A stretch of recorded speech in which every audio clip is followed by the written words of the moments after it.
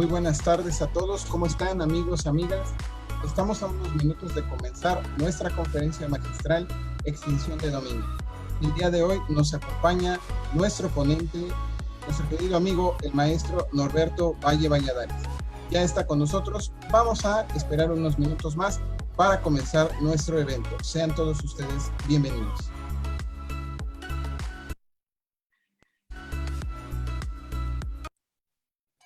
Centro de Estudios de Posgrado. 17 años de experiencia. ¿Quiénes somos? Somos líderes en formación y capacitación de operadores del sistema de justicia penal en México.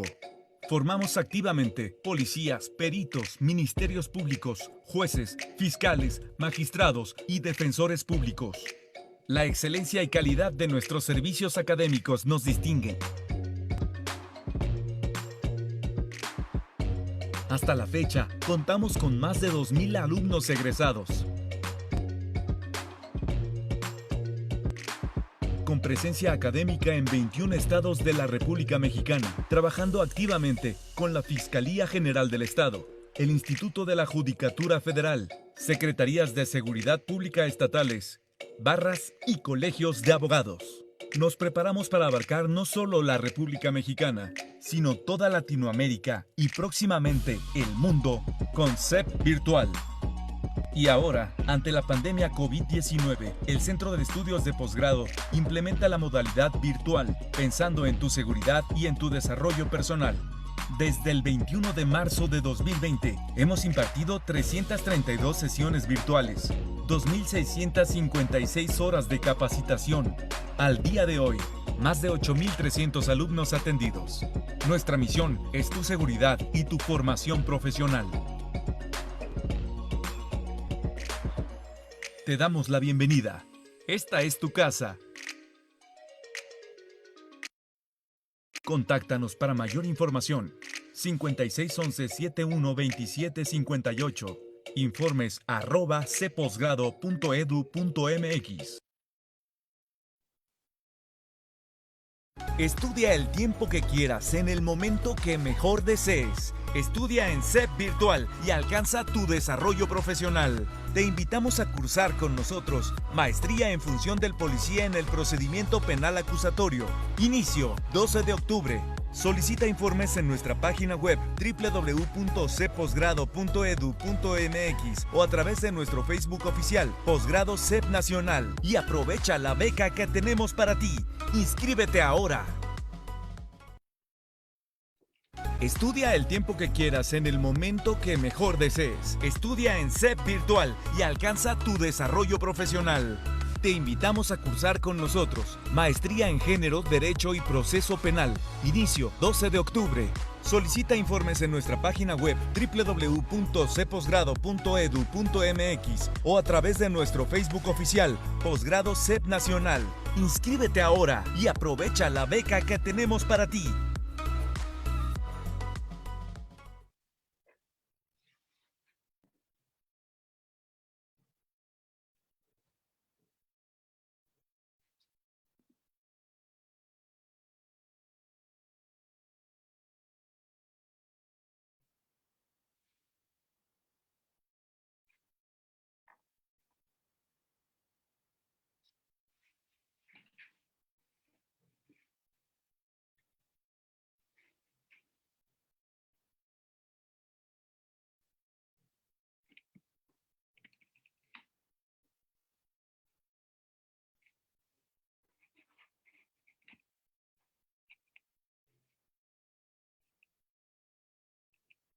Estudia el tiempo que quieras, en el momento que mejor desees. Estudia en CEP Virtual y alcanza tu desarrollo profesional. Te invitamos a cursar con nosotros Maestría en Derecho Procesal Militar en el Procedimiento Penal Acusatorio.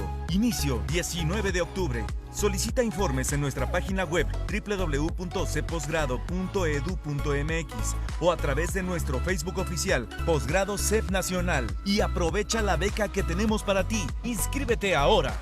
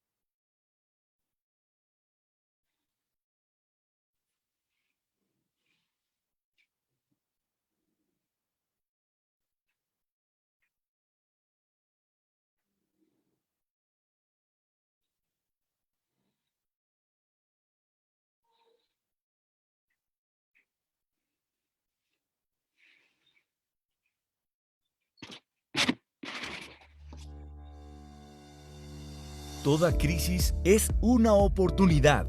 Estudia tu posgrado.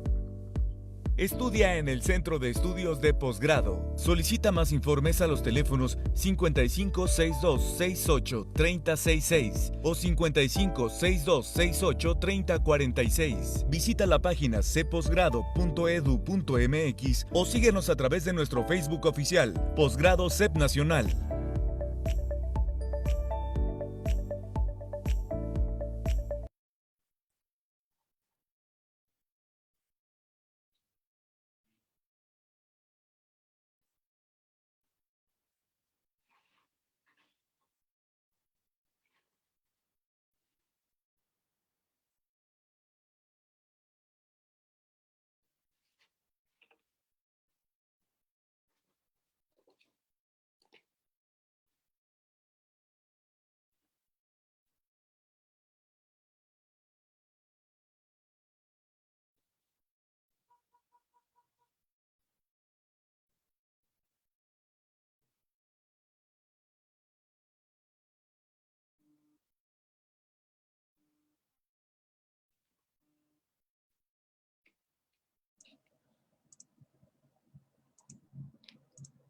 Pues muy buenas tardes a todos. Sean todos ustedes bienvenidos.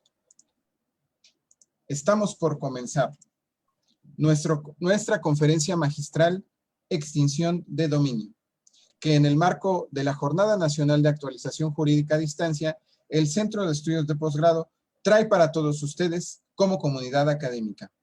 En esta ocasión nos acompaña uno de nuestros grandes amigos conocidos, el maestro Norberto Valle Valladares. Vamos a conocer un poco más acerca de él. Él es licenciado en Derecho con mención honorífica por la Universidad de La Salle.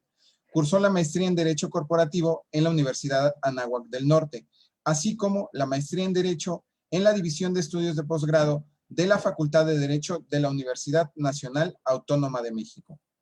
Cuenta con la especialidad en Juicio Oral y Proceso Penal Acusatorio en el Instituto Nacional de Ciencias Penales y actualmente cursa su doctorado en Derecho Penal en el Centro de Estudios de Posgrado. Ha sido docente por más de 20 años en instituciones como la Universidad La Salle, la Universidad Tecnológica de México, la Universidad Latinoamericana y, por supuesto, la Facultad de Derecho de la Universidad Nacional Autónoma de México, impartiendo materias de los bloques de Derecho Constitucional, Derecho Penal y Procesal Penal, así como en materia de Derechos Humanos. A nivel posgrado, ha impartido clases en la especialidad en Juicio Oral y Proceso Penal Acusatorio en el Instituto Nacional de Ciencias Penales, así como en la maestría en Derechos Humanos, Impartición de Justicia y Género en el Instituto de la Judicatura Federal del Poder Judicial de la Federación. También es docente en el Centro de Estudios de Posgrado, participando como especialista en materias en Derecho Procesal Penal y Juicio Oral, Civil y Mercantil. Es docente certificado por examen de la Secretaría Técnica para la Implementación del Sistema Penal Acusatorio, anteriormente la CETEC, desde el año 2013. Y actualmente se desempeña como servidor público, docente y capacitador.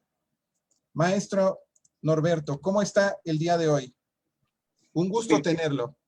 Muy buenas tardes, licenciado Luis Torices, muy amable por la invitación. Agradezco enormemente a nuestro rector, Óscar Ulises Delgadillo Aguirre, a la directora general del Centro de Estudios de Posgrado, la maestra Elsa Delgadillo Aguirre, y por supuesto a todos los que nos están apoyando y en este momento participando con este evento. Muchas gracias. Adelante, maestro. Los micrófonos y la cámara son todos suyos. Muchas gracias. Pues bien, queridos amigos, el día de hoy vamos a discernir y a explicar el marco normativo aplicable a la extinción de dominio. Es importante destacar que la extinción de dominio es una figura que no nace precisamente en nuestro país.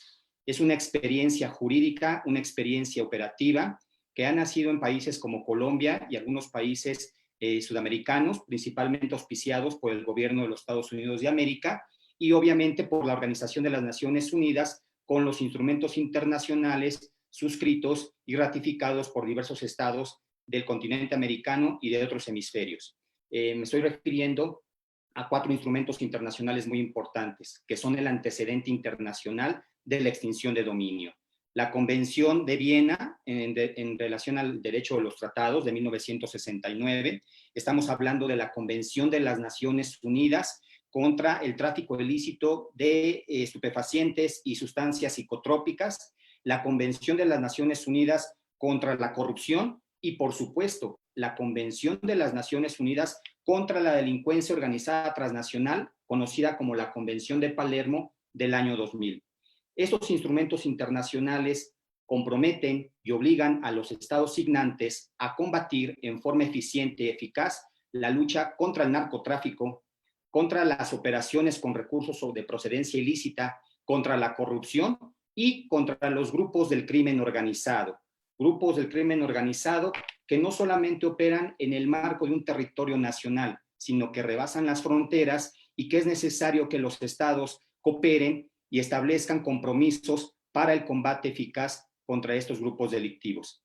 Derivado de estos instrumentos internacionales que fueron plasmados desde a finales del siglo XX y principios del siglo XXI en el que estamos inmersos, se ha dado la necesidad de adecuar los marcos normativos, los marcos principalmente el constitucional, el marco legal y algunas situaciones o algunas normativas internas, tanto en las fiscalías, procuradurías, para el combate eficaz contra la delincuencia organizada, contra el narcotráfico y contra todas las operaciones delictivas de estos grupos de la delincuencia.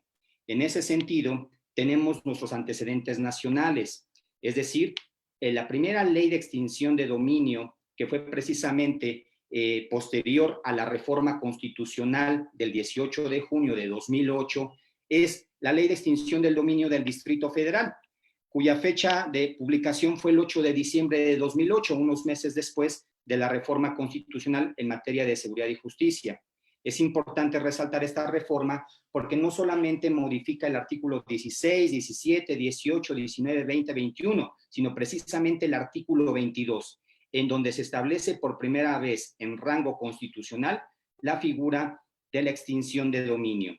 Y es precisamente cuando en la Constitución se incorpora la figura, es para un régimen penal de excepción, es decir, la delincuencia organizada, que además figura precisamente con la reforma y la figura de extinción de dominio, se incorporan como un bloque precisamente para establecer las bases y cumplir con los compromisos internacionales asumidos por el Estado mexicano en los años precedentes cuando se firmaron estos instrumentos internacionales. Posteriormente tenemos la primera ley federal de extinción de dominio, que es precisamente del 29 de mayo de 2009, ley que estuvo vigente hasta que se publica en el Diario Oficial de la Federación la ley vigente, la Ley Nacional de Extinción de Dominio, que posteriormente vamos a señalar.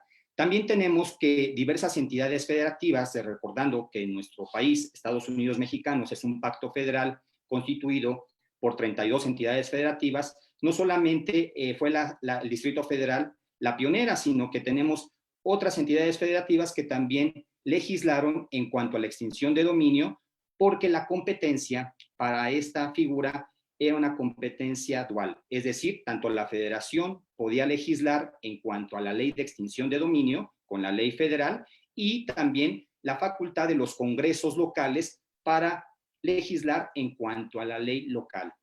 Posteriormente tenemos una reforma constitucional muy importante, el decreto por el que se reforman los artículos 22 y artículo 73, fracción 30 de la Constitución Política de los Estados Unidos Mexicanos. Me estoy refiriendo a la reforma del 14 de marzo de 2019, por virtud del cual se modifica el texto del artículo 22, haciendo un apartado especial para la extinción de dominio e incrementando el catálogo de delitos por los cuales se podría aplicar la acción de extinción de dominio y facultando al Congreso de la Unión para legislar no solamente en cuanto a la ley procesal única en materia civil y familiar, que está pendiente en el Congreso la publicación de dicho Código Nacional, sino además para la legislación única en materia de extinción de dominio.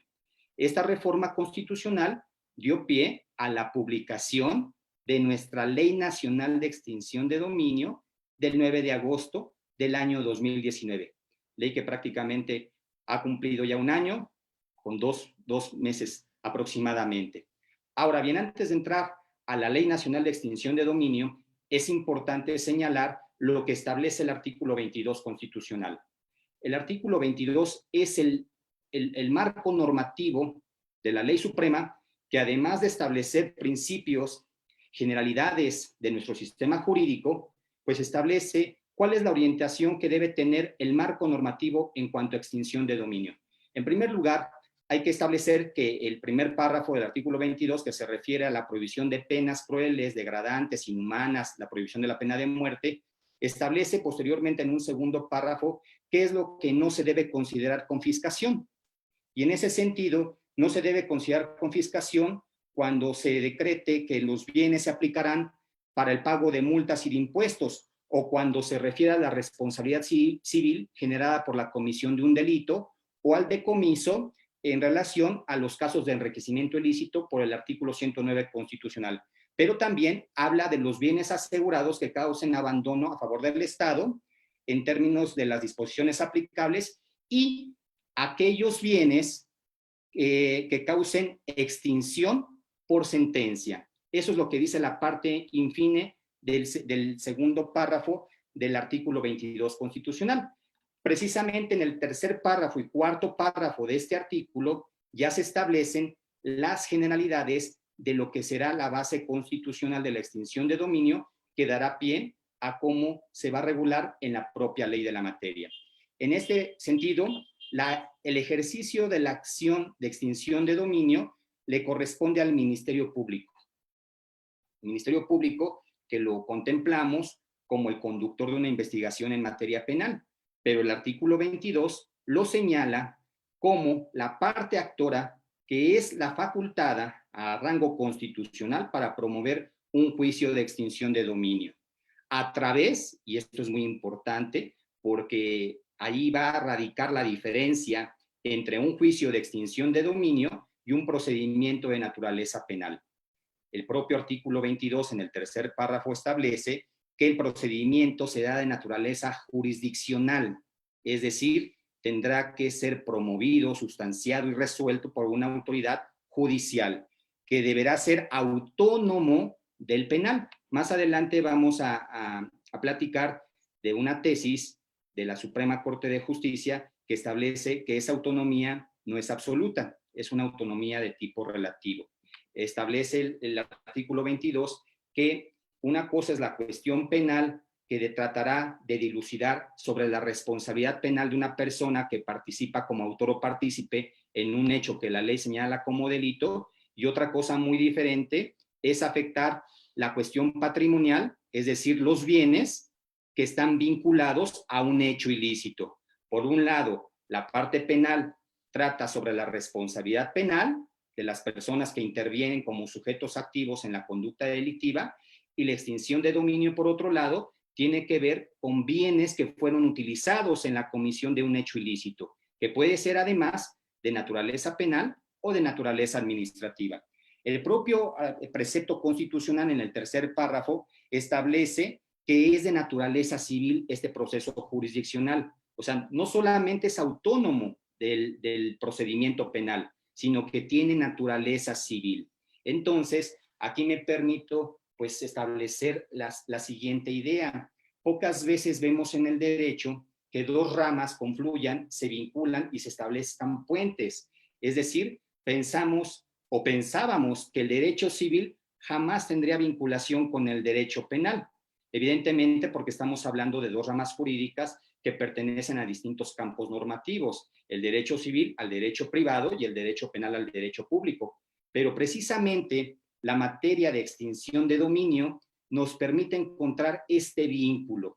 De hecho, yo podría decir, un penalista que se dedica a la extinción de dominio necesariamente debe conocer derecho constitucional, debe conocer teoría del delito, debe conocer derecho procesal penal, debe conocer derecho ejecutivo penal, pero también debe conocer la extinción de dominio, porque el mismo precepto constitucional establece la facultad para el Ministerio Público para ejercitar una acción de naturaleza civil ante la autoridad judicial. Además, la ley establecerá los mecanismos para que las autoridades correspondientes puedan administrar los bienes sujetos al proceso de extinción de dominio, y no solamente administrar, sino darles el destino final. Aquí estamos hablando de una materia que tiene que ver con el campo de los bienes, de los derechos reales, como lo manejan los civilistas, pero derivado de conductas ilícitas, ya sea delitos, faltas administrativas que están previstas en la Ley General de Responsabilidades Administrativas, actos de corrupción, y que obviamente tiene que ver con los productos, con los instrumentos, con los objetos del ilícito, pero también con los rendimientos, con las ganancias, con los frutos y accesorios que lleven a cabo con una definición de que la autoridad tiene criterios de oportunidad para decidir qué hacer con dichos bienes. Eso es lo que establece el tercer párrafo del artículo 22. También es importante señalar el cuarto párrafo. El cuarto párrafo de este precepto, que solamente será procedente la extinción de dominio sobre bienes de carácter patrimonial, cuya legítima procedencia no pueda acreditarse y se encuentren relacionados con la investigación derivados de hechos de corrupción. Aquí es importante establecer sobre cuál va a ser el nexo entre los bienes y las conductas ilícitas. Dice el artículo 22, hechos de corrupción, encubrimiento, delitos cometidos por servidores públicos que se encuentran previstos tanto en el Código Penal Federal como en los códigos penales de las entidades federativas, robo de vehículos, delincuencia organizada, robo, recursos de procedencia ilícita, delitos contra la salud, secuestro, trata de personas y delitos en materia de hidrocarburos petrolíferos y petroquímicos. Asimismo, el quinto párrafo del artículo 22 establece que a toda persona afectada se le deberá garantizar el acceso a los medios de defensa, es decir, el debido proceso, como lo señala el artículo 22. Una vez que hemos señalado el marco normativo constitucional, que es este artículo 22, tenemos que establecer nuestra Ley Nacional de Extinción de Dominio. Esta ley, que fue publicada el 9 de agosto del año 2019, consta al día de hoy de 251 artículos, más aparte 12 artículos transitorios, y está dividida en 8 títulos, es decir, establece 8 secciones con los cuales vamos a ubicar 2 partes esenciales en la Ley Nacional de Extinción de Dominio, la parte sustantiva y la parte procesal. Esto es común en diversas codificaciones y en diversas leyes en nuestro sistema jurídico mexicano. En ese sentido, el primer título se refiere a disposiciones generales, es decir, las definiciones, el glosario, la definición de extinción de dominio, la definición de la acción de extinción de dominio, entre otras cuestiones. Estamos hablando del artículo primero al sexto. El segundo título, que se refiere al proceso ante la autoridad judicial, artículo 7 al artículo 171, en donde se refiere a las formalidades esenciales del procedimiento, la capacidad de las partes, las notificaciones, etcétera. Todas las generalidades conocidas por la teoría general del proceso como aquellas cuestiones que serán aplicadas de manera general tanto en el procedimiento como en el proceso de extinción de dominio. El tercer título, que se refiere al proceso especial de extinción de dominio, que va del artículo 172 al 221. Finalmente, un cuarto título de la caducidad, que es un solo artículo, el 222, y posteriormente otros 4 títulos más. El quinto título se refiere a la transferencia, administración y destino de los bienes, del artículo 223 al 239, así como el título sexto de las unidades especializadas. Aquí estamos hablando de unidades administrativas que se encuentran adscritas tanto a la Fiscalía General de la República como a las fiscalías y procuradurías de las entidades federativas, que en su interior, en su estructura orgánica, tienen señalado, no solamente por la propia ley, sino por la propia Ley Nacional de Extinción de Dominio, sino por sus propias leyes orgánicas, la creación y la operación de unidades conformadas por ministerios públicos que tratarán de promover los juicios de extinción de dominio hasta obtener la sentencia y que se ejecute la misma.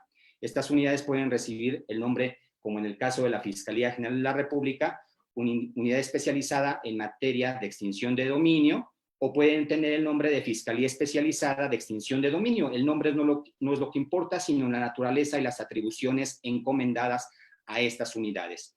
El título séptimo de la Ley Nacional de Extinción de Dominio se refiere a un registro nacional de extinción de dominio, en donde propiamente se podrá consultar sobre los bienes afectados, los bienes asegurados, los bienes que se encuentran administrados, transferidos y que finalmente son declarados en extinción de dominio por una autoridad judicial para tener una base de datos, una base de información y pueda ser consultada por los operadores de la Ley Nacional de Extinción de Dominio. Y finalmente, el título octavo, que se refiere a la cooperación internacional, que también es una forma de obtener información para denunciar y posteriormente poder acreditar la acción de extinción de dominio. Estamos hablando del artículo 244 al 251. Pero habíamos dicho que la Ley Nacional de Extinción de Dominio no solamente se conforma de 251 artículos, también tiene artículos transitorios que son importantes porque muchas veces la respuesta en cuanto a la aplicabilidad, en cuanto a la abrogación, en cuanto al inicio de vigencia, la interpretación, inclusive cuestiones sustantivas que se necesitan para aplicar la ley, pues son resueltas en los artículos transitorios y en ese sentido tenemos 12. El primero, la entrada en vigor. La entrada en vigor de la ley fue al día hábil siguiente de su publicación. La publicación, recordando, es el 9 de agosto del año 2019 y empieza su vigencia a partir del 10 de agosto del año 2019.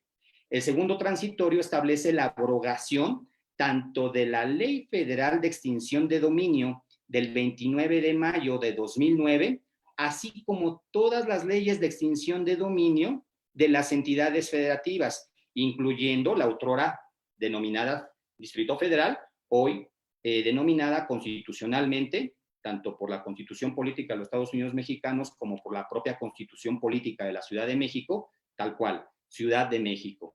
Tercero, la armonización de la legislación, es decir, adecuación de otras leyes a lo que establece la Ley Nacional de Extinción de Dominio para evitar contradicción o conflictos.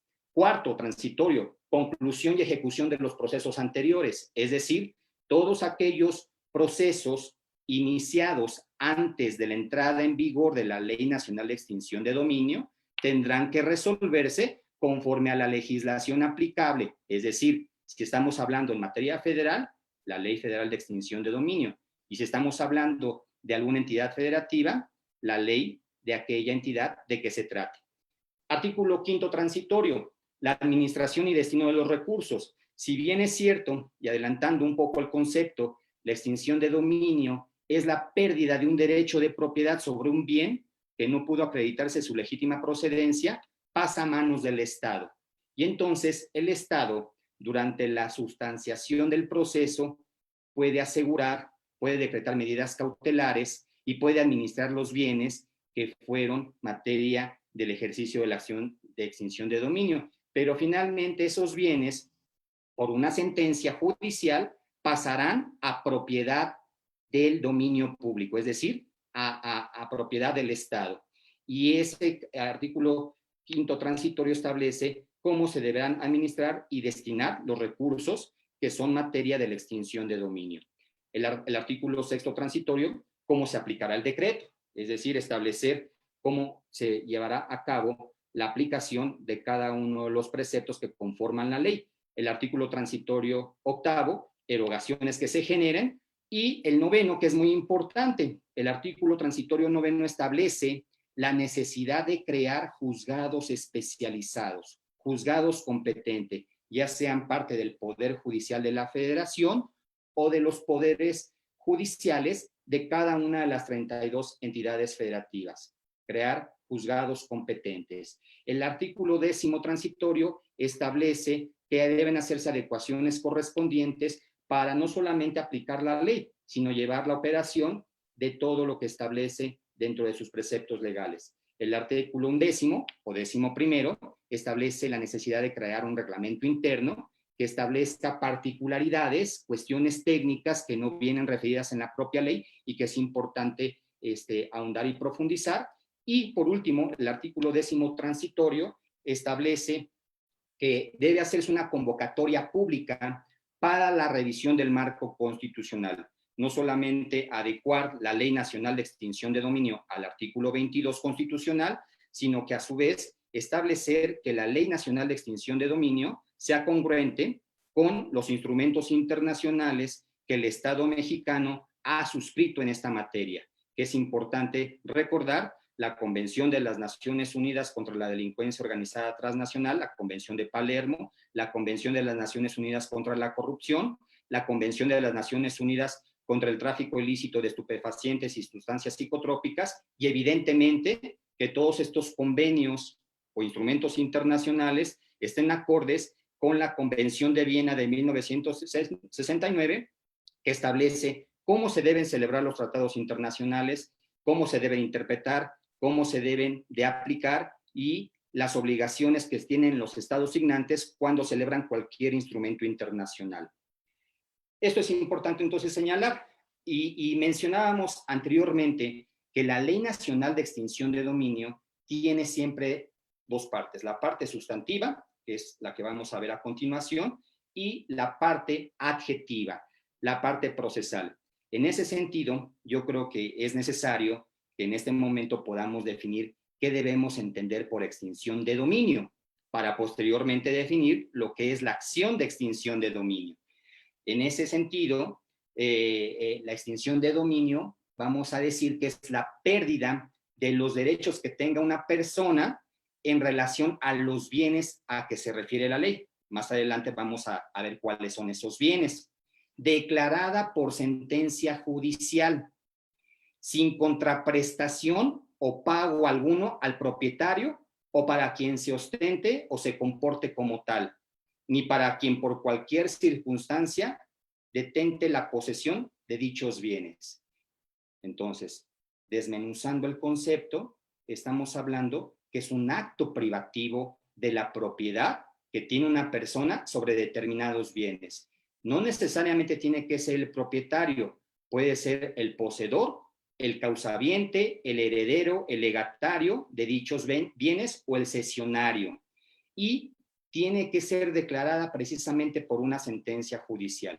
Aquí es importante señalar, que más adelante lo vamos a contemplar, la extinción de dominio inicia por un proceso en una parte preparatoria en donde el Ministerio Público lleva a cabo su función esencial: investiga derivado de una denuncia, de una noticia, de que determinados bienes se utilizan para llevar a cabo conductas ilícitas.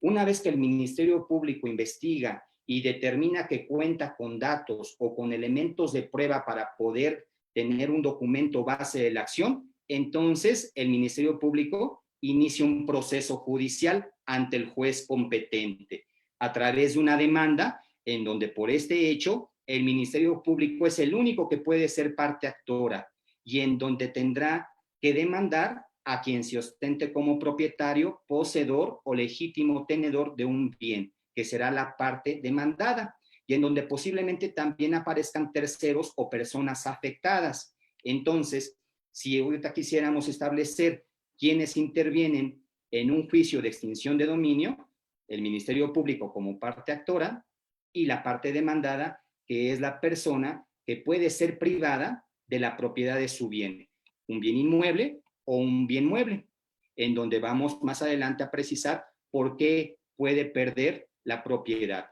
Y obviamente, si pierde la propiedad por una sentencia judicial, el Estado no tendrá que desembolsar un solo peso o un solo recurso como contraprestación, que es lo que sucedería, por ejemplo, en la expropiación por causa de utilidad pública, en donde el Estado establece que hay un interés social en privar de una propiedad, de un derecho a una persona, al gobernado, y en contraprestación le tendrá que hacer un pago. En este caso, en la extinción de dominio, no hay contraprestación. Es una sanción que establece el artículo 22 constitucional y que recoge la propia Ley Nacional de Extinción de Dominio. En conclusión, la extinción de dominio es un acto privativo de derechos de propiedad. Estamos hablando de derechos reales, como lo menciona el derecho civil, derivado de la comisión de hechos ilícitos. A partir de la reforma del 14 de marzo de 2009, se amplía el panorama, porque anteriormente a la reforma se hablaba únicamente de delitos. Hoy en día se habla de hechos ilícitos, es decir, se puede proceder con el juicio de extinción de dominio no solamente por la comisión de delitos del orden federal o del orden local, sino por conductas contempladas por la ley, en este caso la Ley General de Responsabilidades Administrativas, por faltas leves o faltas graves cometidas por servidores públicos, principalmente actos de corrupción. Ahora bien, ¿qué hechos son susceptibles de proceder con la extinción de dominio? Estamos hablando de, primeramente, delincuencia organizada que se encuentra definida en el artículo 2 de la Ley Federal de Delincuencia Organizada del 7 de noviembre del año de 1996. Prácticamente nuestra ley, que además es federal, tiene 24 años, ya casi por cumplir 24 años.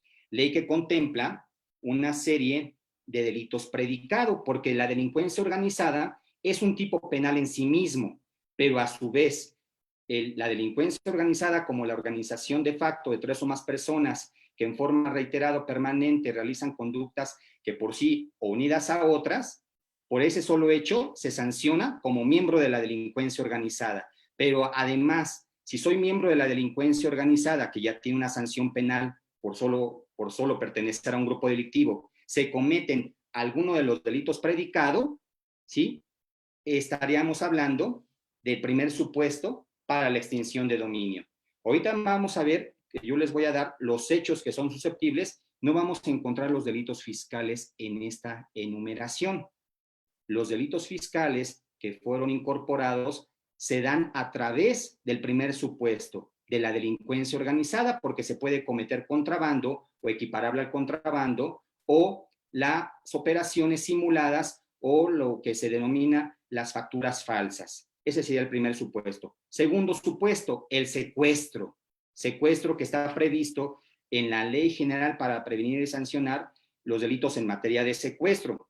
También los delitos en materia de hidrocarburos, petroquímicos y petrolíferos. Los delitos contra la salud. Los delitos de trata de personas.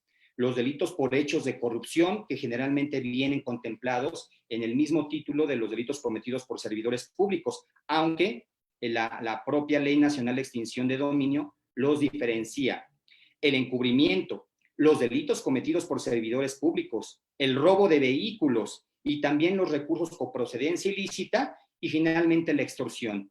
Tenemos 11 supuestos por los cuales se puede proceder con extinción de dominio. Recapitulando: delincuencia organizada, secuestro, delitos en materia de hidrocarburos, petrolíferos y petroquímicos, delitos contra la salud, trata de personas, delitos por hechos de corrupción, encubrimiento, delitos cometidos por servidores públicos, robo de vehículos, recursos con procedencia ilícita y extorsión.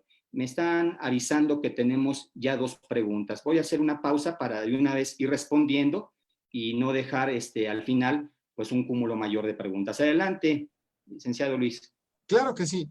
Tenemos de Yuma Alika: maestro, ¿podría decirme si efectivamente se viola el debido proceso cuando se le envía a juez de extinción de dominio bienes asegurados al probable responsable de un ilícito relacionado con delincuencia organizada, antes de que se dicte la sentencia definitiva en materia penal? Efectivamente, no necesitamos que se decrete la responsabilidad del imputado o posteriormente acusado, o sea, se determine, se resuelva la cuestión penal para resolver la parte de la extinción de dominio. Recordemos que el juicio o el proceso de extinción de dominio es autónomo al penal y además es un proceso jurisdiccional de naturaleza civil.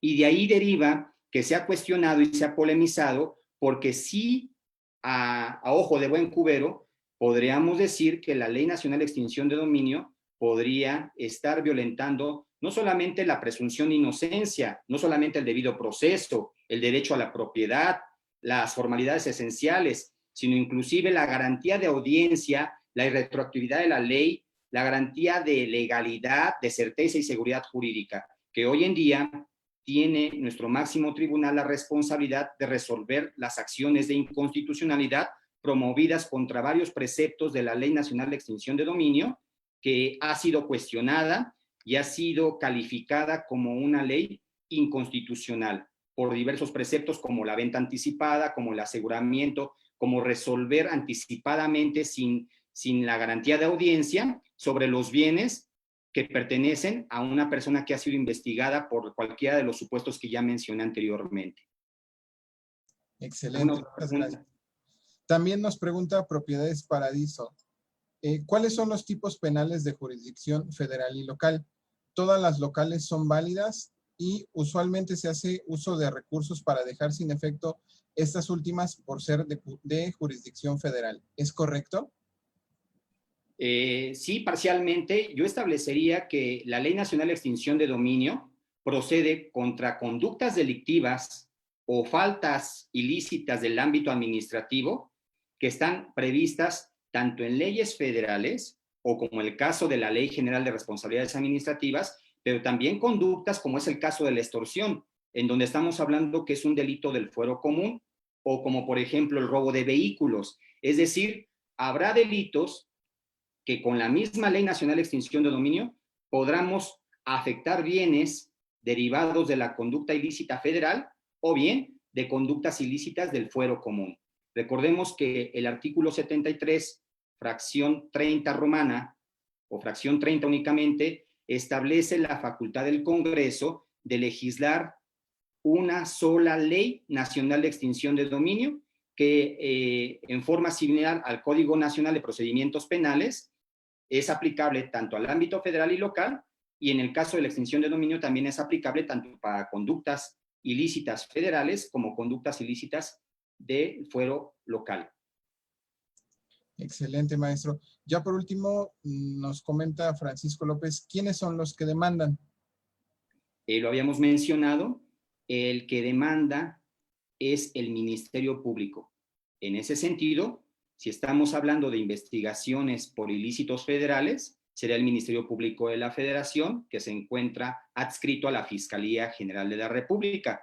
Pero si estamos hablando de hechos ilícitos del ámbito local, ¿a quién le compete? A las Fiscalías Generales de Justicia o Fiscalías Generales de cualquiera de las entidades federativas, recordando que no todas son fiscalías. Ahí todavía tenemos la existencia de Procuradurías Generales de Justicia. Entonces, en conclusión, le compete el ejercicio, y es lo que iba a comenzar con la siguiente parte de la exposición, le compete el ejercicio de la acción de extinción de dominio única y exclusivamente al Ministerio Público, sea de la Federación o de las entidades federativas, tal como lo establece el artículo 8º de la Ley Nacional de Extinción de Dominio y obviamente el artículo 22 constitucional, párrafo 3º. Excelente, maestro. Adelante, por favor. Si tenemos más preguntas, le comentamos. Gracias. Claro que sí. Pues bien, una vez que ya definimos el concepto de extinción de dominio, hay que aclarar que una cosa es la extinción como el conjunto, como el producto consumado, concluido, y otra cosa es el mecanismo con el cual se inicia un proceso jurisdiccional llamado extinción de dominio. Me estoy refiriendo a el ejercicio de la pretensión de una parte ante una autoridad judicial, que en términos procesales a eso le denominamos la acción, un derecho público subjetivo de propiciar que se opere la maquinaria estatal a través de la jurisdicción del Estado para resolver un conflicto a través del titular del órgano jurisdiccional, es decir, con una sentencia. Y en ese sentido, el ejercicio de la acción de extinción de dominio se debe ejercitar, lo repite la Ley Nacional de Extinción de Dominio en concordancia con lo que señala el artículo 22 constitucional, a través de un proceso jurisdiccional, recordando pues las clases que todos tuvimos en las escuelas o facultades de Derecho, que un proceso jurisdiccional es una de las formas heterocompositivas para resolver un conflicto de intereses. En términos carnelutianos, un litigio, una controversia en donde una parte pretende y la otra se opone a la pretensión. En ese sentido, el proceso jurisdiccional es la forma heterocompositiva por excelencia para resolver un conflicto planteado por alguna de las partes ante el órgano jurisdiccional. Una serie de actos concatenados, sucesivos, secuenciales que inician con una demanda y concluyen con una sentencia. Y así lo dice el artículo 8 de la Ley Nacional de Extinción de Dominio. Se ejercitará la acción a través de un proceso jurisdiccional de naturaleza civil. Aquí es muy importante subrayarlo. No tiene naturaleza penal, no tiene naturaleza administrativa, es naturaleza civil, y nos cuesta trabajo entender la naturaleza de la extinción de dominio porque pensamos que es un brazo o un bastión del proceso penal. Sí hay una correlación, sí hay una participación evidente del Ministerio Público que, al igual que en el proceso penal acusatorio, también tiene que investigar. No se puede ejercitar una demanda sin una etapa preparatoria en donde el Ministerio Público tiene que allegarse de elementos, de evidencia, de datos o de medios de prueba para poder ejercitar la demanda. Quienes son civilistas, mercantilistas o se dedican a litigar en derecho familiar, pues tienen muy claro que para interponer una demanda, llámese una demanda de divorcio, bueno, ya no podemos hablar de demandas de divorcio, son solicitudes, pero una demanda de pérdida de la patria potestad, una demanda de pensión alimenticia o una demanda en un juicio sucesorio, tiene que presentarse, acompañarse esa demanda con los requisitos que señala la ley, con documentos base de la acción, además con los documentos que acreditan la personalidad del promovente y finalmente con documentos probatorios. Pues aquí también sucede igual. Se tiene que acompañar a la demanda y posteriormente a la contestación con todos los medios de prueba que tengan las partes para que en el momento procesal oportuno se admitan, se desahoguen y posteriormente se valoren para poder emitir una sentencia. Y en ese sentido, este juicio de extinción de dominio de naturaleza civil, que tiene además carácter patrimonial, no tiene que ver con la calidad de autor de un hecho ilícito, no tiene que ver con la responsabilidad penal, ni mucho menos con la culpabilidad que un órgano jurisdiccional pueda decretar en sentencia. Tiene que ver con la existencia de bienes cuyo origen o destino sea ilícito, es decir, que tengan relación esos bienes con el producto, con el instrumento, con el objeto, con el rendimiento, ganancia, renta, ingreso, rendimiento, producto, etcétera, de hechos ilícitos en materia penal y en materia administrativa. Pero además establece este artículo 8 que sea un proceso jurisdiccional de naturaleza civil, de carácter patrimonial, en una vía especial y procederá sobre los bienes que la propia ley cita en forma expresa y establece qué tipos de bienes pueden ser afectos a un juicio de extinción de dominio, ya sea que los posea, los detente, o sea su mismo propietario el que tenga que hacer valer su excepción o sus derechos en el juicio correspondiente. Entonces, vamos a ver a continuación qué bienes pueden ser materia de extinción de dominio. Primeramente, aquellos cuya legítima procedencia no pueda acreditarse. Es decir, voy a poner el siguiente ejemplo. Hablemos de que el día 10 de agosto del año 2019, derivado de actos y técnicas de investigación promovidas por un ministerio público que conduce la investigación penal, logra encontrar el punto en donde se halla privada de su libertad la mamá y su hija. Y derivado de intervención de comunicaciones principalmente, que lo permite la ley, se logra liberar a las víctimas del delito de secuestro y se asegura no solamente el inmueble donde fueron encontradas y liberadas las víctimas, sino diversos vehículos, equipos de telefonía, de cómputo y otros bienes que fueron necesarios asegurar para efectos de la investigación. Estamos hablando de una investigación delictiva que dará lugar posteriormente a la aplicación de la Ley Nacional de Extinción de Dominio, porque el inmueble que fue utilizado para el delito de secuestro de las víctimas además de que aparece asegurado y notificado conforme lo señala la ley y el propio Código Nacional de Procedimientos Penales, sería un bien afecto a la aplicación de la Ley Nacional de Extinción de Dominio, y los vehículos cuya procedencia, pues además de cuestionarse sobre su ilicitud, sobre su legítima procedencia, son instrumentos del delito cometido. Entonces, por un lado, se va a resolver sobre la responsabilidad penal de los imputados que además fueron detenidos en flagrancia, es decir, los partícipes o los autores del delito de secuestro. Se tendrá que resolver la cuestión penal por un lado, y en forma autónoma, a través de un juicio de extinción de dominio, se tendrá que resolver qué destino se les va a dar a los bienes que fueron asegurados, principalmente el inmueble, en donde fueron encontradas las personas privadas de su libertad, y los vehículos con los cuales se logró privar de su libertad a estas personas. Entonces, estamos cuestionando la legítima procedencia, porque puede ser que el inmueble no pertenecía en propiedad a ninguno de los secuestradores.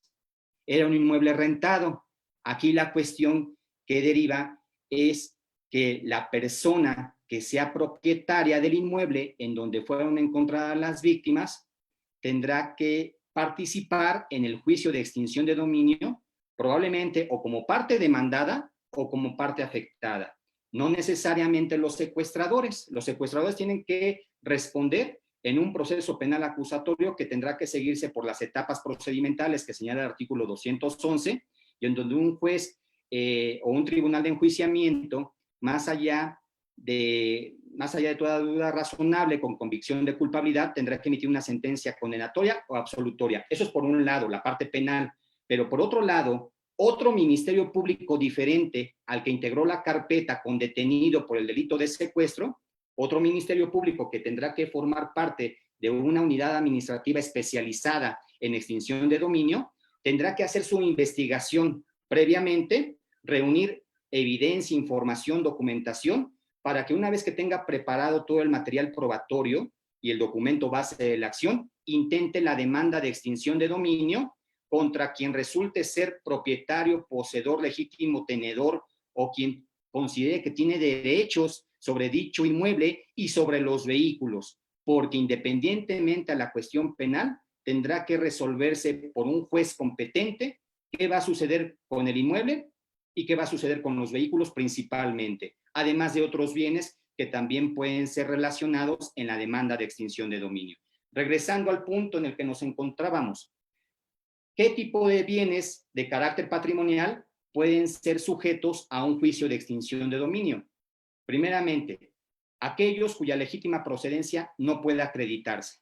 No puede acreditarse que se adquirió el inmueble, no puede acreditarse que el vehículo sea suyo, aunque hubo a lo mejor una cesión o a lo mejor hubo un comodato, porque aquí tenemos que tener presente que en la extinción de dominio tiene una relación muy estrecha con el derecho civil. No solamente hablamos de bienes inmuebles, de bienes muebles, de bienes mostrencos, bienes vacantes, sino además que hablamos de legítima procedencia, de los títulos con los cuales podemos acreditar la propiedad, la posesión.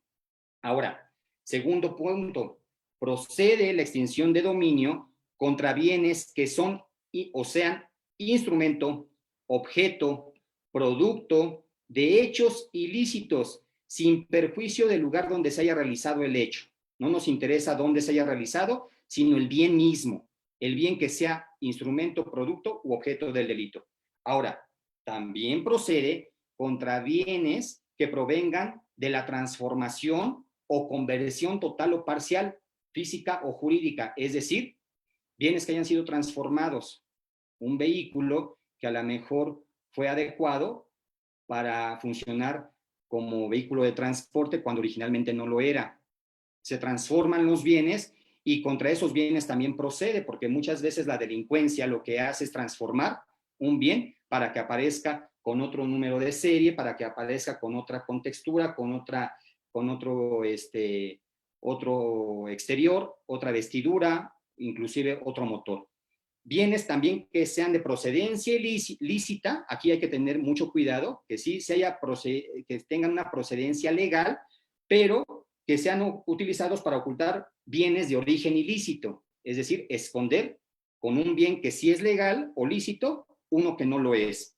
También bienes respecto de los cuales el titular no puede acreditar la procedencia lícita de estos. A lo mejor alguien no tiene el título de propiedad del inmueble porque celebró un contrato privado de compra-venta, o simplemente tiene carta factura del vehículo y no tiene la factura original con el cual puede acreditar que ya es el propietario, o se encuentre sujeto a una garantía hipotecaria y todavía no tenga el título legal con el cual puede acreditar la propiedad de dicho bien. Pero también procede contra bienes cuyo origen lícito sea un valor equivalente a cualquiera de los bienes descritos anteriormente. Es decir, el sujeto al cual voy a demandar la extinción de dominio solamente tenga bienes que sí parecen que sean lícitos, pero con los cuales oculta bienes ilícitos o bienes que son utilizados para la comisión de hechos ilícitos por un tercero si el dueño tuvo conocimiento de ello. Es decir, que sería el ejemplo que yo plasmé anteriormente. ¿Qué va a pasar con una bodega en Santa María Aztahuacán, en la demarcación territorial de Iztapalapa, que era rentada por una pareja, el señor y la señora, pero que estos señores formaban parte de un grupo de secuestradores? El señor y la señora forman parte del grupo de secuestradores y celebraron un contrato de arrendamiento de una bodega en Santa María Aztahuacán, que era el lugar donde se encontraban privadas de su libertad las víctimas del secuestro. Aquí hay que tener conocimiento del hecho, porque si el arrendador tenía conocimiento que sus arrendatarios se dedicaban a secuestrar y que además en esa bodega que él les rentó se encontraban víctimas del secuestro, ahí tenemos prácticamente aniquilado la presunción de buena fe que opera en la Ley Nacional de Extinción de Dominio. No hay buena fe del arrendador, mucho menos de los arrendatarios, y es evidente que el inmueble va a estar no solamente afecto al juicio de extinción de dominio, sino que la autoridad judicial va a declarar mediante una sentencia que se pierde el inmueble a favor del Estado, en perjuicio del propietario de esa bodega, porque tenía conocimiento de que la estaba rentando para tener un lugar donde privar de la libertad, donde tener a las víctimas del secuestro. Tenía conocimiento, no lo denunció a la autoridad. En ese caso, el propietario de esa bodega en Santa María Aztahuacán, en la delegación Iztapalapa, perderá el inmueble sin contraprestación alguna. Pero también dice la propia ley, no solamente los bienes que ya referí, sino aquellos que constituyan ingresos, rentas, ganancias, frutos, accesorios, beneficios que se deriven de haber obtenido en forma lícita o que no se pueda acreditar la procedencia de los bienes anteriores. Por ejemplo, si el secuestrador también era propietario de esta bodega, pues todo lo que obtuvo de rentas, pues también va a ser materia de extinción de dominio. Pasamos ahora a señalar no solamente los bienes que son materia de extinción de dominio, sino además cuáles son los elementos de la acción de extinción de dominio. Es decir, ya hablamos del concepto extinción de dominio, ya hablamos del concepto acción de extinción de dominio. Ahora vamos a ver qué señala la Ley Nacional de Extinción de Dominio en cuanto a los elementos que debe contener la acción para que se pueda acreditar en el juicio con la carga probatoria, con la carga inicial que tiene el Ministerio Público, porque aquí el supuesto es que el que afirma tiene la obligación de probar su dicho. Recordemos que en materia civil, aunque es un juicio sui generis, la carga probatoria corresponde a la parte actora para acreditar los extremos de la acción. En tanto, la parte demandada tendrá la obligación de probar los extremos de las excepciones o defensas que haga valer al momento de contestar la demanda. Así, la Ley Nacional de Extinción de Dominio, en el artículo 9, establece los siguientes elementos. Primeramente, se tiene que acreditar la existencia de un hecho ilícito que provenga de la materia penal por haber encuadrado una conducta, un tipo penal, lo que establece la conducta típica antijurídica culpable, con la característica de ser sancionada penalmente por el Estado a través del ius puniendi, pero también puede provenir el hecho ilícito por una falta administrativa prevista en la ley de la materia, que ya lo hemos mencionado, la Ley General de Responsabilidades Administrativas. Ese es el primer elemento, la existencia de un hecho ilícito. Segundo elemento, la existencia de un bien cuyo origen o destinación, aquí tenemos que diferenciar cuál es el origen del bien o a qué se le destina el bien. En cualquiera de los dos supuestos, sea un origen o una destinación, debe ser ilícito. Entonces ya tenemos un hecho ilícito, un bien cuyo origen o destinación sea ilícita. Tercero, nexo causal. Y quienes nos dedicamos a la materia penal y todavía abogamos por el causalismo, sabemos perfectamente que entre la conducta y el resultado de esa conducta debe haber un nexo. Aquí el nexo no es entre la conducta y el resultado. Aquí el nexo va a ser entre el hecho ilícito y el bien cuyo origen o destinación también se califica de ilícito. Ese es el nexo causal. Un hecho y un bien. El hecho, en el ejemplo que ya expuse anteriormente, privación de la libertad en la modalidad de secuestro de una señora de más de 30 años y de su hija menor de edad. Ese es el hecho ilícito. El bien, la bodega donde se encontraban privadas de la libertad, la bodega que fue utilizada como instrumento del delito. Ahí ya tenemos dos elementos y el nexo entre estos dos, que sería el tercer elemento. ¿Se utilizó la bodega para privar de la libertad? Sí. Entonces ya tenemos tres elementos. Y el cuarto, el conocimiento que se tenga o deba haber tenido el titular del inmueble cuyo propósito va a ser extinguir el dominio. Es decir, el propietario de esa bodega sabía que se utilizaba para privar de la libertad. ¿Se cumplen con los 4 elementos del artículo 9 de la Ley Nacional de Extinción de Dominio? Sí. Existencia de un hecho ilícito, la existencia de un bien cuyo origen o destinación es ilícito. Aquí hay que aclarar que la bodega fue adquirida por el propietario de forma legal a través de una escritura de compraventa. Ahí no se cuestiona el origen del inmueble, pero sí se va a cuestionar que el destino que le dio el propietario no fue para una bodega comercial, no fue para rentar casa habitación, ni para fines industriales. Fue precisamente para hacer un lugar para cometer el delito de secuestro. Hay un nexo causal y finalmente el cuarto elemento que señala el artículo 9, el conocimiento que tenía el propietario de que su bodega se utilizaba para cometer delitos de secuestro. Ahora bien, ¿qué pasa con el Ministerio Público? Ya habíamos mencionado, y creo que fue una pregunta de nuestro público asistente y participante, de que ¿quién puede demandar? ¿Quién puede demandar? Me antepongo a la parte procesal que vamos a ver más adelante. El único que puede demandar la extinción de dominio, y aquí es correcto la palabra, demandar, no denunciar, demandar la extinción del dominio a la usanza privada, a la usanza civilista, es el Ministerio Público. Está facultado por el artículo 22 constitucional y por la propia Ley Nacional de Extinción de Dominio. Pero así como puede promover la demanda, interponerla, ya sea Ministerio Público de la Federación o Ministerio Público de las entidades federativas, es el único que podrá desistirse de la demanda hasta en tanto no se emita una sentencia definitiva. En cualquier momento se puede desistir antes de que se emita la demanda. También puede haber un desistimiento parcial en cuanto a ciertos bienes, es decir, inicialmente en la demanda el Ministerio Público relaciona 5 inmuebles y puede darse el caso de que se desista de uno de ellos y solamente queden sujetos a proceso 4, un desistimiento de tipo parcial. En ambos casos, un desistimiento total o un desistimiento parcial, se requiere un acuerdo o una autorización del fiscal general de la República, si estamos hablando de extinción en materia federal, o del fiscal o procurador de la entidad federativa de que se trate. O también del servidor público en quien se delegue esa atribución. Ahora, también es importante señalar, la acción de extinción de dominio es imprescriptible, pero solamente en el siguiente caso. Es imprescriptible en el caso de bienes de origen ilícito, bienes en donde no se pueda acreditar cómo se obtuvieron, en donde se cuestione su licitud.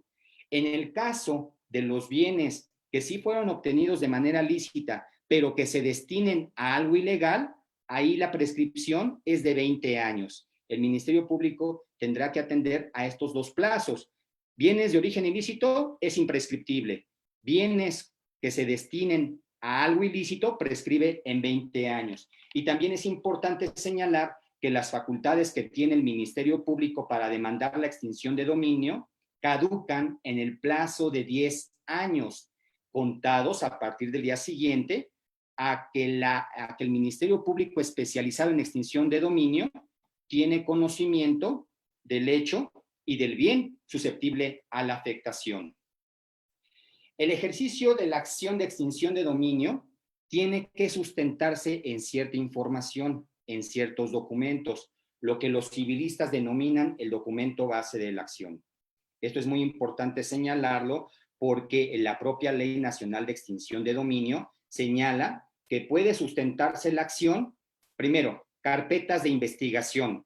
Segundo, averiguaciones previas. También contempla averiguación previa, aunque va más encaminado al sistema acusatorio, también puede traer esa información del sistema inquisitivo mixto para aplicarse con la Ley Nacional de Extinción de Dominio y obviamente juicios penales o procesos penales en trámite. Ese es el primer supuesto con el cual vamos a sustentar el ejercicio de la acción de extinción de dominio. Segundo, investigaciones para la prevención de los delitos. Estamos hablando de todas aquellas actos, técnicas, informes de investigación que realice, en este caso, la Guardia Nacional, las policías de prevención de las entidades federativas, incluyendo a las policías municipales, los mandos únicos, o incluso, ahora que estamos hablando de la aplicación de la ley de la Guardia Nacional, o los actos de investigación que puedan llevar a cabo las fuerzas castrenses. Todo aquello que vaya relacionado con la prevención del delito, para investigarlo, para prevenirlo y que esté documentado, sirve como soporte documental para acompañarlo con una demanda. También la información que se obtenga del Sistema Único de Información Criminal conforme a la Ley General del Sistema Nacional de Seguridad Pública. Las bases de datos, Plataforma México, el CNI, todo aquello que esté en una base de datos que sirva como sustento, soporte y que documente la investigación.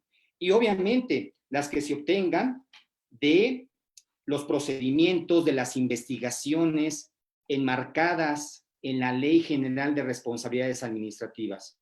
Todo aquello que sirva para un procedimiento administrativo para sancionar a un servidor público y que esté documentado, sirve también como soporte. Recordemos que la extinción de dominio no solamente se aplica para delitos como delincuencia organizada, como delitos contra la salud, como secuestro, como robo de vehículos, sino también por actos de corrupción, por encubrimiento, por delitos cometidos por servidores públicos. Y esas conductas se encuentran previstas no solamente en las normas penales, sino en las normas en materia administrativa. Y también la información, porque lo amplía.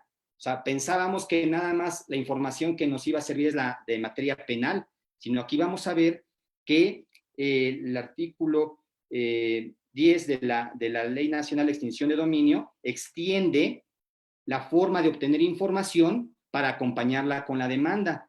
Prevé que toda la información obtenida o solicitada a los órganos constitucionales autónomos, sean federales o locales, también es un sustento para ejercitar la acción de extinción de dominio. Estamos hablando de información, por ejemplo, que nos pueda facilitar el INEGI, la Comisión Nacional de Derechos Humanos, el Banco de México, la propia Fiscalía General de la República, es decir, todos los órganos constitucionales autónomos previstos en una constitución federal o en una constitución estatal, sirve de soporte. Asimismo, la que se genere derivada de la asistencia jurídica internacional por la celebración de convenios, instrumentos o tratados internacionales en los que el Estado mexicano sea parte, haya sido, haya firmado y que la Cámara de Senadores haya ratificado y que sea norma jurídica vinculante para todos los que se encuentran en los Estados Unidos mexicanos.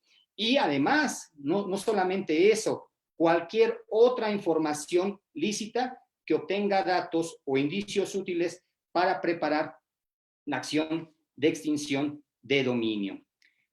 Dato muy importante. Y aquí vamos a ver la diferenciación entre la cuestión penal y el marco normativo de la extinción de dominio.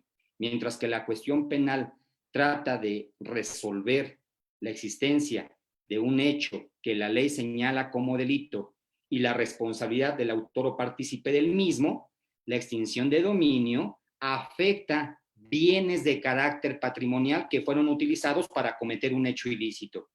Y entonces me preguntaban alguna vez, ¿la muerte del propietario o de quien se hubiera encontrado sujeto a una investigación para efectos de la extinción de dominio termina automáticamente el proceso, como pudiera ser en otras materias? La respuesta es no. La muerte, a lo mejor en materia penal, extingue el ejercicio de la acción penal, pero la muerte de un sujeto que se está investigando porque utilizó un bien para cometer hechos ilícitos no concluye o no extingue la acción de extinción de dominio, conforme a lo que señala el artículo 13 de la propia ley de la materia. La extinción de dominio, además, se ejercerá aun cuando no se haya determinado la responsabilidad penal en los casos previstos en el cuarto párrafo del artículo 22, o sea, los delitos por los cuales se puede intentar la acción de extinción de dominio. Ahora sí, esto es la parte sustantiva de la ley. Aun y cuando hice referencia a algunas categorías, conceptos, instituciones procesales que son aplicables como en cualquier otro proceso jurisdiccional, vamos a adentrarnos a qué nos dice la Ley Nacional de Extinción de Dominio en cuanto a la parte procesal. Pero antes quisiera preguntarle al licenciado Luis Torices si tenemos preguntas, licenciado, antes de dar continuación. Claro que sí, sí. Gracias a su excelente ponencia tenemos una participación muy activa de nuestros espectadores. Tenemos varias preguntas. Nos pregunta Gabino Bautista si la extinción de dominio es en un juicio de carácter civil y la autoridad, en este caso la Fiscalía, no acredita el proceso civil de la acción, ¿se podrá reclamar gastos y costes del juicio? La ley no lo prevé como gastos y costas. Se solicita la devolución inmediata, la supresión o cancelación de medidas provisionales o medidas cautelares, y lo que sí se puede intentar es la reparación del daño ocasionado a la parte afectada por la parte normativa correspondiente, una responsabilidad patrimonial del Estado en el caso en que el fiscal no haya acreditado el ejercicio de su acción, pero en otro ámbito. Excelente. Nos pregunta Gina Monroy, si un arrendador no hace correctamente su contrato, ¿podría perder su propiedad? Más que hacer su contrato, y esto es qué buena pregunta, hoy en día, en este clima que vivimos, no solamente de pandemia, sino un clima violento, de inseguridad, de poca certeza y de que pues, se tambalean determinadas instituciones, pues sí tendríamos que asegurar no solamente el ejercicio de nuestros derechos en general, sino cuidar nuestro patrimonio.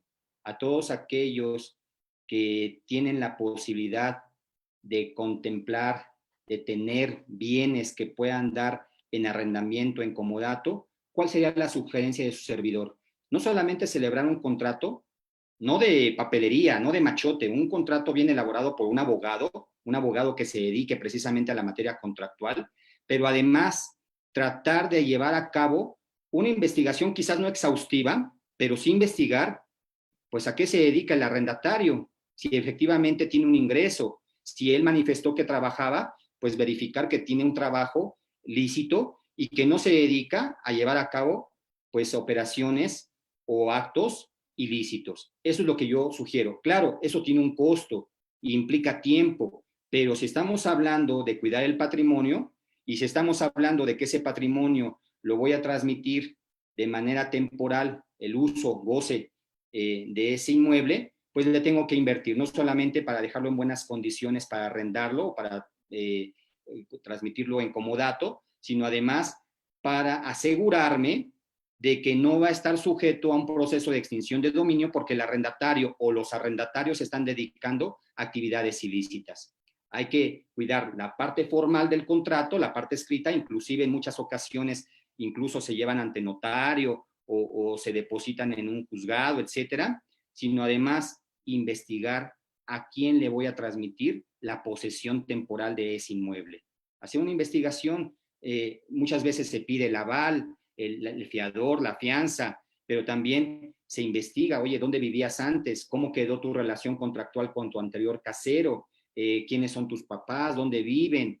Y pues ahora las redes sociales permiten pues llevar a cabo ese tipo de investigaciones. Muchas veces nos enteramos por el Facebook o por otro tipo de redes a qué se dedica una persona. O sea, es más rápido encontrar información que si buscamos en registros públicos de la propiedad del comercio para averiguar, o en registros de deudores morosos para encontrarnos de que esta persona pues hace bien o hace el mal.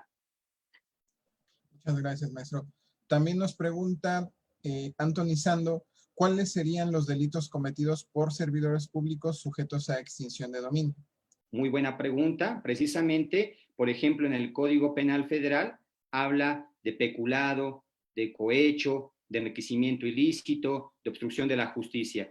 Cada catálogo establecido en un código, ya sea Código Penal Federal o Código Penal de alguna entidad federativa, establece los delitos que pueden cometer los servidores públicos. En el caso del Código Penal Federal, por ejemplo, habla de concusión, de intimidación, de ejercicio abusivo de funciones, de tráfico de influencia, de cohecho, cohecho a servidores públicos extranjeros, de peculado, de enriquecimiento ilícito. Esos serían, por mencionar, los que señala el Código Penal Federal. Y los códigos penales de las entidades federativas pueden o no reproducir este mismo catálogo. Principalmente es el peculado, el cohecho, el ejercicio abusivo de funciones, el tráfico de influencia y la concusión, que son conductas o tipos penales que se repiten en los códigos penales de las entidades federativas. Excelente, maestro. También nos pregunta Javier Clau Yutzil, ¿qué sucede si después de que el bien inmueble ya pasó a ser propiedad del Estado, se llegase a absolver al inculpado en sentencia? ¿En este caso se puede recuperar el bien inmueble? No, porque hablábamos de que son dos procesos autónomos.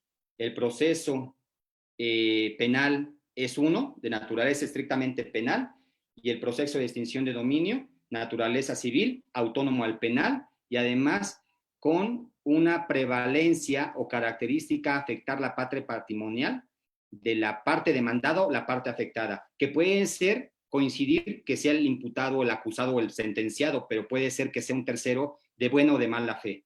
Generalmente, la experiencia nos indica que son terceros que se ven afectados por haber confiado en sujetos que participaban en una conducta delictiva. Perfecto. Precisamente, también quiero ahondar, porque tuvo la oportunidad el propietario, el poseedor, de defender sus bienes. O sea, se cuestiona mucho sobre la inconstitucionalidad, inclusive sobre la inconvencionalidad de la Ley Nacional de Extinción de Dominio. Pero sí se da la posibilidad de que mediante un juicio, seguida con todas las secuelas, con todas las formalidades esenciales, que muy cuestionadas, pero se da la oportunidad de que se ofrezca una contestación de la demanda, que es lo que vamos a ver más adelante, de que se ofrezcan documentos que justifiquen el origen de esos bienes, el destino, que se acredite con pruebas, que además haya la posibilidad de desahogarlas en una audiencia principal y que además las partes aleguen lo que a su derecho convino para tratar de convencer y persuadir a la autoridad judicial que mediante una sentencia va a determinar si procede o no procede la extinción de dominio. O sea, es un juicio como cualquier otro, en donde tiene etapas procesales, en donde las partes tienen igualdad, por lo menos así lo prevé la ley, ¿sí? Ya que se lleve a cabo de forma material y eficaz, bueno, es otra cuestión, estamos en el mundo del deber ser, y por lo menos la ley da la posibilidad de que tanto la parte actora como la parte demandada puedan participar en un proceso que la ley establece que será un proceso imparcial, en donde un tercero, que no es ninguna de las dos partes, tendrá que resolver aplicando de forma literal la ley, y a falta de interpretación de la ley conforme a los principios generales del derecho. Vamos a ver ahorita supletoriamente qué se aplica en caso de que la Ley Nacional de Extinción de Dominio no establezca particularidades, vamos a ver qué leyes se aplican de forma supletoria. Excelente. También nos preguntan, ¿qué pasa con los bienes de carácter comunal o ejidal? ¿Cuál sería el tratamiento en este caso? Muy buena pregunta. Anteriormente, en las leyes de extinción de dominio que fueron abrogadas, no se procedía contra bienes irregulares o contra este tipo de bienes regulados por el artículo 27 constitucional, bienes ejidales, comunales o de pequeña propiedad agrícola o ganadera. Hoy en día se puede afectar bienes ejidales, inclusive bienes irregulares, pueden ser sujetos a un proceso de extinción de dominio. Perfecto. Y nos preguntan, ¿cuáles son las excepciones, Ros Gallardo, procedentes y convenientes para enfrentar la acción de extinción de dominio cuando el demandado no tiene intervención en los delitos que dan base para el ejercicio de dicha acción? Ok, es importante y siguiendo la usanza civilista, vamos a hablar que las excepciones que se prevén es la de litispendencia, conexidad, cosa juzgada y cualquier otra excepción y defensa con carácter dilatorio, es decir, que puedan ser resueltas de previo y especial pronunciamiento, que eso será parte de las audiencias que más adelante vamos a platicar. Excelente, pues continuamos, maestro, por favor, adelante. Muy bien, pues vamos bien en tiempo. Aquí es importante señalar la parte procesal de la Ley Nacional de Extinción de Dominio. Y vamos a hablar rápidamente, para no abusar de su tiempo, de las formalidades esenciales que rigen en la Ley Nacional de Extinción de Dominio. Primeramente, ¿cuáles son los principios que rigen el proceso de extinción de dominio o el procedimiento? Porque el tramo largo es el procedimiento. Vamos a ver que se divide de dos etapas, una etapa preparatoria y una etapa judicial, que es propiamente el proceso, a similitud de lo que sucede en el procedimiento penal acusatorio, que hay una etapa de investigación, en su fase inicial no está judicializada, lo que lleva a cabo el Ministerio Público antes de judicializar su carpeta. Aquí vamos a tener en cuenta que la etapa preparatoria son todos los actos de investigación, no del delito, sino de los bienes que pueden ser sujetos al ejercicio de la acción de extinción de dominio. El Ministerio Público sigue actuando como un conductor de la investigación, que se apoya con policías, con peritos, con analistas y con un personal preparado para averiguar el origen, el destino, la procedencia de ciertos bienes que fueron utilizados por grupos de la delincuencia común o de la delincuencia organizada. Entonces, ¿cuáles son los principios que rigen un proceso de extinción de dominio? Primeramente, y a diferencia del proceso penal, que la oralidad allá es característica, aquí lo vamos a manejar como principio. Prácticamente las audiencias tienen prevalencia hacia la oralidad. Tiene que utilizarse la oralidad como un instrumento, como una herramienta, no solamente de comunicación, sino de interacción con el juez y con las demás partes del proceso. Pero además, rige el principio de publicidad, en donde tendrán acceso a las salas de audiencia todo el público, con las excepciones que la propia ley establece. No pueden entrar personas armadas, personas con signos distintivos de sindicatos, de partidos políticos, de comerciantes, niños, no pueden entrar personas que se encuentren no autorizadas si son de la prensa, etcétera. Pero también rige el principio de igualdad, por lo menos así lo dice el artículo 61, que las partes son iguales durante el procedimiento y ante la Ley Nacional de Extinción de Dominio y gozarán de los mismos derechos que consagra no solamente la Ley Nacional de Extinción de Dominio, sino la propia Constitución y los instrumentos internacionales que sean aplicables a esta materia. El principio de inmediación, que también, como lo utilizamos en materia procesal penal, no se puede delegar la dirección de la audiencia a un funcionario diferente al juez. El juez debe estar presente desde el inicio hasta la conclusión de cualquier audiencia que se lleve a cabo en el proceso de extinción de dominio. Y aquí me adelanto un poco al tema. Hablamos de dos grandes audiencias. Pueden haber más, pero las dos grandes audiencias que se llevan a cabo en un proceso de extinción de dominio, la audiencia inicial, que es principalmente para depurar y preparar la siguiente audiencia, que es la audiencia principal o de desahogo de pruebas y de alegatos y de sentencia incluso. Entonces, aquí la característica del proceso de extinción de dominio es que debe prevalecer la oralidad. Es la forma más importante, sin descartar que algunos actos o actuaciones de las partes puedan llevarse por escrito, como es el caso de la demanda y de la contestación de la demanda. Pero también rige el principio de contradicción, en donde las partes pueden conocer, confrontar, controvertir, no solamente los medios de prueba, sino también los alegatos del otro. Y esto es importante porque bajo el principio de contradicción, el tercero imparcial, que es la autoridad judicial, podrá conocer las dos versiones, la versión de la parte actora a través del ejercicio de una acción, así como la versión de la parte demandada con la oposición de excepciones y defensas. Y entonces el juez, una vez que conoce lo que expone a través de la demanda el actor y lo que contesta la parte demandada o parte afectada con la contestación de la demanda, con la premisa de que no se da la reconvención en materia de extinción de dominio. No existe la reconvención. Se puede contestar la demanda confesando hechos, negando hechos o la actitud más combativa de la parte demandada, que es oponer excepciones y defensas. Pero también nos faltan dos principios más, porque aquí son 7, a diferencia de los 5 principios rectores del proceso penal acusatorio, aquí son 7, se agregó la oralidad y la igualdad. Pero si dejamos los 5 del proceso penal acusatorio, publicidad, contradicción, concentración, continuidad e inmediación. Y a la extinción de dominio le sumamos 2 más, que sería oralidad, aquí no es característica, aquí es un principio, más aparte la igualdad. Y fíjense lo que señala el artículo 63. El órgano jurisdiccional deberá propiciar que las partes se abstengan de leer documentos, así como en el Código Nacional también se señala este precepto.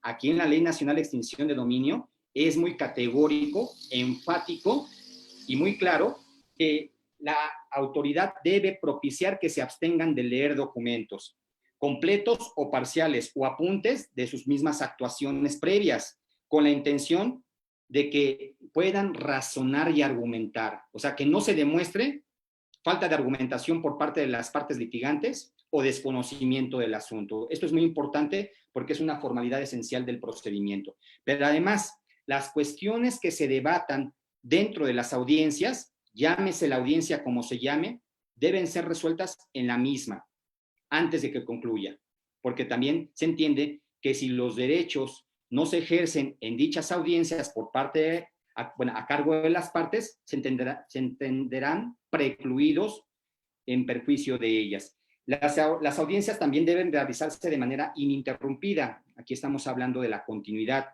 de quien tanto integra el órgano jurisdiccional como de las partes intervinientes.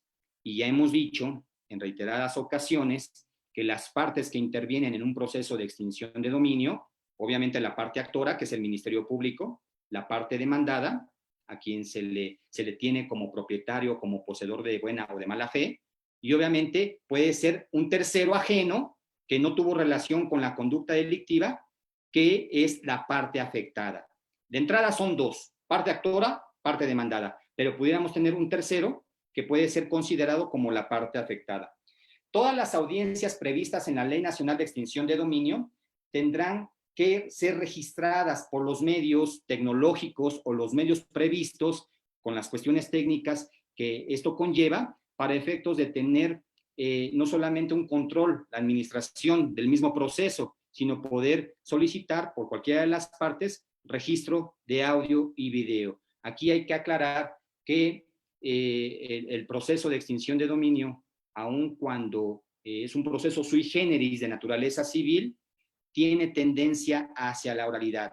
Entonces, prácticamente, lo que se lleva a cabo en una sala de audiencias tiene que quedar registrado en audio y video y dar la posibilidad a que las partes, una vez que concluya la audiencia, puedan solicitar a la autoridad judicial no solamente copia de la versión escrita de la audiencia, sino copia del registro de audio y video.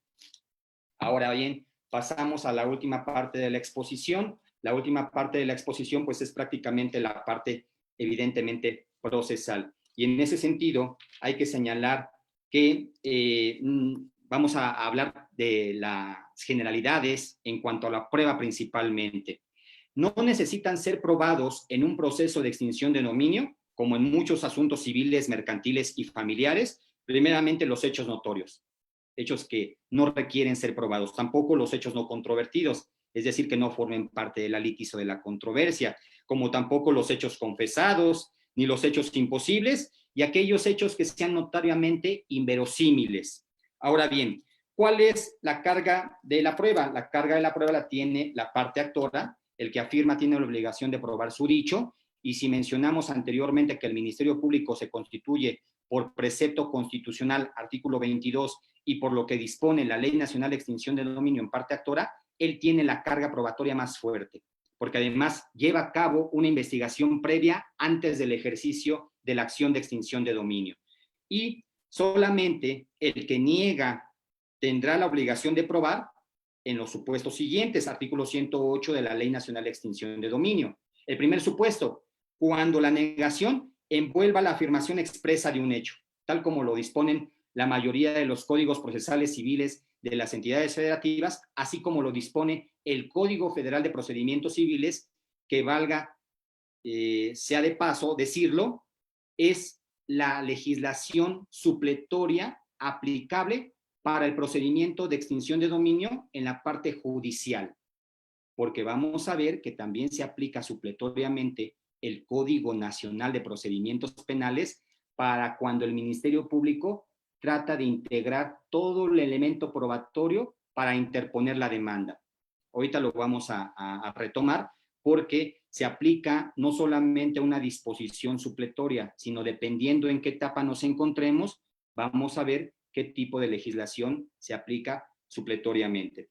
Segundo, cuando se desconozca la presunción legal a favor del colitigante, también aquí existe la obligación de probar. Y tercero, cuando se desconozca la capacidad de alguna de las partes, estamos negando, entonces también tenemos la obligación de probar. Ni la prueba ni los medios de prueba son renunciables. Esto es muy importante porque no se da la posibilidad de renunciar. Y las pruebas tienen que ser ofrecidas tanto en la demanda como en la contestación de la demanda, no en otro momento, salvo que sean pruebas supervenientes, como lo establece el derecho procesal civil en general. Ahora bien, ¿qué medios de prueba? Y esto me estoy adelantando, todavía no entro al proceso mismo, pero sí es importante que ustedes tomen nota, que sepan qué dice nuestra Ley Nacional de Extinción de Dominio, y vamos a darnos cuenta de algo al final. Primeramente, como medios de prueba señala la declaración de parte, y quienes litigan la materia civil familiar, pues están familiarizados con la declaración de parte, que viene a ser un interrogatorio. Al contrario, yo, actor, Ministerio Público, puedo pedir la declaración de parte de la parte demandada, y entonces si yo ofrezco la declaración de parte, puedo hacer un interrogatorio abierto, un interrogatorio cerrado, para que manifieste lo que quiera declarar mi colitigante, con la premisa de que si se abstiene de declarar, se entenderá confesado sobre el hecho propio o el hecho que estaba referido con ese medio de prueba. Los documentos públicos, que además, sea de paso decirlo, se desahogan por su propia y especial naturaleza, los documentos privados, también las periciales, las testimoniales, la presuncional legal y humana, el reconocimiento o inspección judicial que se puede hacer a otros expedientes, a otras causas, a otros asuntos que pueda obtener información, y obviamente los demás medios que produzcan convicción en el juzgador, siempre y cuando sean lícitos. Aquí, si bien es cierto, no se habla de prueba ilícita en algún precepto como tal, pues estamos a la expectativa de lo que señala la propia Constitución Política de los Estados Unidos Mexicanos en el artículo 20, que puede ser, por extensión, aplicable a la extinción de dominio. Prueba ilícita, la que sea obtenida o incorporada con violación a derechos humanos, se declara nula y no tendrá ningún efecto legal para efectos de dictar una sentencia. Y también se pueden utilizar como medios de prueba las fotografías, los escritos, las notas taquigráficas, en general todos aquellos elementos que aporte la ciencia o los descubrimientos científicos. Y ahora sí, pasamos a la parte del procedimiento de extinción de dominio. El artículo 172 de la Ley Nacional de Extinción de Dominio establece que consta de 2 etapas. La etapa que se denomina preparatoria que estará a cargo del Ministerio Público para la investigación y acreditación de los elementos de la acción, es decir, está preparando todo para poder preparar y presentar la demanda, acompañándola de la información de los documentos base de la acción que acrediten personalidad en su caso, que en este caso, bueno, es el Ministerio Público y no tendría que acreditar la personalidad, sino simplemente el nombramiento o acreditarse como el servidor público que desempeña la función ministerial en una fiscalía, y los elementos de prueba. Pero también señala el artículo 172 que además de la etapa preparatoria, que está a cargo del Ministerio Público, ya viene la etapa judicial, en donde ya no se habla de procedimiento, sino del proceso mismo. Y esta etapa judicial comprende las fases de demanda, de admisión, de notificación, de contestación de la demanda, de la audiencia inicial, audiencia principal, los recursos y la ejecución de la sentencia. Obviamente lleva implícito que si hay una audiencia principal, la audiencia principal termina con el pronunciamiento de la sentencia a través de la oralidad y posteriormente de la versión escrita de la misma. Ahora bien, cada una de esas dos etapas contemplan una serie de actos procedimentales y en ese sentido vamos a señalar que la etapa de investigación, la etapa preparatoria, contempla los siguientes actos. La preparación de la acción de extinción de dominio le compete al Ministerio Público, en donde el Ministerio Público tiene que llevar a cabo una investigación, pero ya no va a investigar el hecho ilícito penal, ni el hecho ilícito administrativo. Va a investigar principalmente la vinculación que existe entre un bien y una conducta ilícita. Y en ese sentido, lo va a preparar con el apoyo de policías, de peritos, así como de unidades de análisis de información, de analistas. Toda autoridad estará obligada a proporcionar la información al Ministerio Público para que pueda tener los elementos que constituyan el ejercicio de su acción. Y esto implica que las autoridades que puedan realizar la denuncia de que determinado bien se dedica para lavar dinero, o sea, operaciones con recursos de procedencia ilícita, o que en determinado lugar se dedica a encerrar vehículos que fueron previamente robados, pues da inicio a que el Ministerio Público, así como lo hace en materia penal, la noticia criminal aquí sería en cuanto a bienes. Y no diría yo noticia criminal, noticia de que un bien o es de origen o de destino ilícito. Y el Ministerio Público entonces realiza su trabajo, como lo hace en la materia penal, investiga, ordena actos de investigación. Una vez que ha tenido un expediente completo y puede establecer que tiene documentos, información que le permitan ahora sí preparar la demanda, iniciaríamos la etapa judicial con la presentación de una demanda que debe tener los siguientes requisitos. Primero, el juez ante quien se promueve. Sabíamos, porque así lo hicimos ver desde el inicio de esta charla, que debe ser un juez especializado, un juez competente, ya sea del Poder Judicial, de la Federación o de las entidades federativas. El primer punto que debe contener la demanda es precisamente ante quién se promueve. Segundo, copia certificada, antes de la copia certificada, hay que describir los bienes que estarán sujetos al proceso de extinción de dominio. Yo creo que eso es lo más importante que contiene la demanda.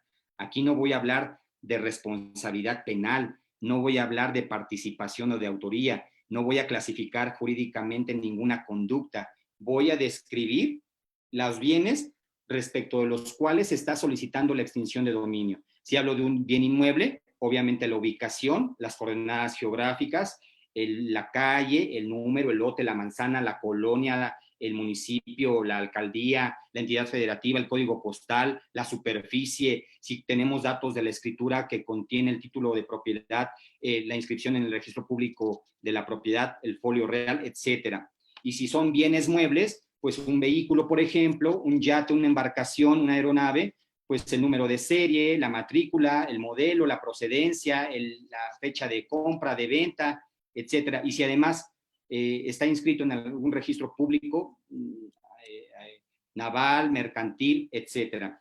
Obviamente, las copias certificadas, y hablamos de averiguaciones previas, si hablamos de carpetas de investigación, copias autenticadas respecto de toda la información derivada de una conducta ilícita. Aquí viene el problema porque se confunden entonces, porque si dije que la extinción de dominio es un juicio de naturaleza civil, cuando la ley me exige para la presentación de la demanda copias autenticadas de una carpeta de investigación, pensamos que aquí vamos a resolver o complementar la parte penal.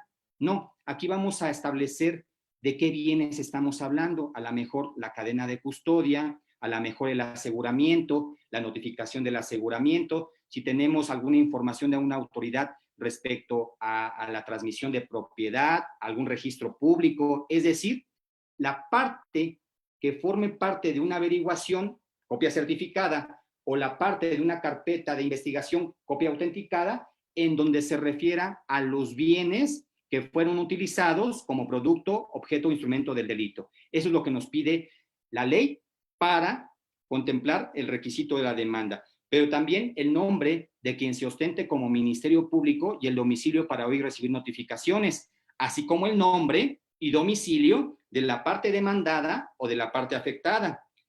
El nombre de la acción que estamos intentando, que es evidente que la ley no debería de estarlo señalando porque estamos hablando de una sola acción, la acción de extinción de dominio, así como los hechos en que se funde la acción, señalando las prestaciones reclamadas, narrándolo en forma sucinta y clara, enumerándolos, y los fundamentos de derecho. Pero no solamente eso, y vemos que tiene mucha semejanza con las demandas civiles y mercantiles, sino además hay que señalar qué medida provisional o medidas cautelares, principalmente aseguramientos, si previamente no se encontraban asegurados los bienes, va a solicitar el Ministerio Público, así como las constancias, documentos, instrumentos que sirvan para sustentar y probar la acción intentada, las pruebas evidentemente que se ofrecen y el número de copias de traslado para las partes que intervienen en el procedimiento, así como el nombre y firma del agente del Ministerio Público que firma la demanda. ¿Qué pasa si la autoridad judicial no admite la demanda? Se prevé la apelación contra el auto que niegue la admisión de la demanda en ambos efectos y contra la admisión de la demanda se prevé el recurso de apelación en el efecto preventivo. ¿Cuál es el plazo que tiene la parte demandada para contestar la demanda? 15 días hábiles. Y cuando se conteste la demanda, tendrá que pronunciarse la parte demandada sobre cada uno de los hechos, medios de prueba que la parte actora mencionó, para que se tenga la posibilidad de ofrecer excepciones y defensas, las cuales, como ya me hemos comentado, pueden ser la incompetencia del juez, la excepción de litispendencia, la conexidad y cualquier otra defensa que la ley permita y pueda ofrecer la parte demandada una vez que ha sido emplazada a juicio. Una vez que hemos concluido la demanda, el emplazamiento y la contestación, sin posibilidad de que la parte demandada pueda reconvenir, se da la primera audiencia del proceso, la audiencia inicial, que es una audiencia previa al desahogo de las pruebas, que le vamos a llamar audiencia principal, en donde esta audiencia inicial lo que tiene como propósito es que se depure procesalmente el asunto, se revise la personalidad, la capacidad de las partes, si hay una excepción de dilatoria, de previo especial pronunciamiento, posteriormente que fijemos la litis, que establezcamos cuáles son los bienes controvertidos, en donde el actor pide la extinción y en donde la parte demandada pide la declaración de no extinción de dominio. Puede darse la posibilidad de que las partes se eleven acuerdos probatorios sobre principalmente hechos que sean controvertidos y depurar y sacar aquellos que no lo sean. Y posteriormente discutir en debate oral sobre la admisión o inadmisión de pruebas para que se establezcan la posibilidad de que se revisen medidas cautelares y se señale fecha y hora para la audiencia que nos interesa, la audiencia principal. En esa audiencia principal comprenderá el desahogo de las pruebas, primeramente del Ministerio Público, después de la parte demandada y finalmente de la parte afectada, si es que existe, los alegatos y la sentencia. Aquí es importante señalar algunas reglas en cuanto a las audiencias. En la audiencia principal, en donde tienen que estar presentes las partes y obviamente el titular del órgano jurisdiccional, se llama a las partes, a los peritos y a los testigos para la protesta de ley, para que se permanezcan dentro del recinto, pero puedan participar en el orden establecido. El juez debe hacer una relación de las pruebas que hayan sido admitidas desde la audiencia inicial para que las que se encuentren pendientes de desahogar se lleve a cabo dentro de la audiencia, empezando por las pruebas del Ministerio Público y luego de las demás partes. Y el juez debe conducir el desahogo de la audiencia sin poder delegar esa función en cualquier otro funcionario judicial, respetando siempre las formalidades esenciales del procedimiento y del debido proceso, aun y cuando se ha cuestionado que la Ley Nacional de Extinción de Dominio es inconvencional e inconstitucional. Y las pruebas serán apreciadas en conjunto, de manera libre, conforme a las reglas de la sana crítica y las reglas de la lógica. No existe aquí la prueba tasada, ni un sistema estricto de evaluación de la prueba. Acabamos de mencionar valoración libre. Y, finalmente, los alegatos no a la usanza penal, porque no hay alegatos de apertura. Aquí pudiéramos llamar alegatos de cierre o alegatos de clausura, entendidos como los argumentos que hacen valer las partes en un tiempo no mayor a 30 minutos, conforme lo establece el artículo 150, en donde tratarán de exponer razones con las cuales pretenden convencer al juzgador de que se han acreditado ya sea los extremos de la acción o los extremos de la excepción, y no así los argumentos de la contraria para que sean desestimados. Una vez establecidos los alegatos, se emite la sentencia, que será de manera oral, y esta sentencia tendrá que ser o señalar lo siguiente: la decisión del órgano jurisdiccional. ¿Procede o no procede extinguir el dominio para que el bien o bienes pasen a favor del Estado?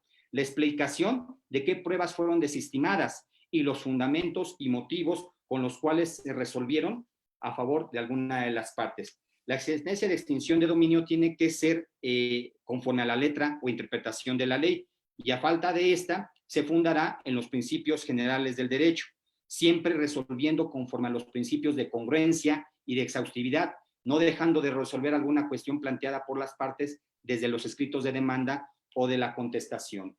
Y para concluir, hay dos recursos que establece la propia Ley Nacional de Extinción de Dominio, que es el recurso de revocación que procede contra los decretos emitidos durante el proceso mismo, y la apelación que procede contra autos, resoluciones y sentencias, que obviamente el auto que admite o el auto que no admite la demanda, el auto que se emita en la audiencia inicial para emitir medios de prueba, y finalmente la sentencia definitiva. La sentencia oral de extinción de dominio o la no acreditación de la acción de extinción de dominio, el juez deberá resolver, si no decretó la extinción, el levantamiento de medidas cautelares y medidas provisionales, y obviamente la devolución inmediata de los bienes, o el equivalente, si los bienes se vendieron, el equivalente del valor de dichos bienes. Pues miren, traté de simplificar en menos de 2 horas las generalidades, particularidades incluso de lo que prevé la Ley Nacional de Extinción de Dominio.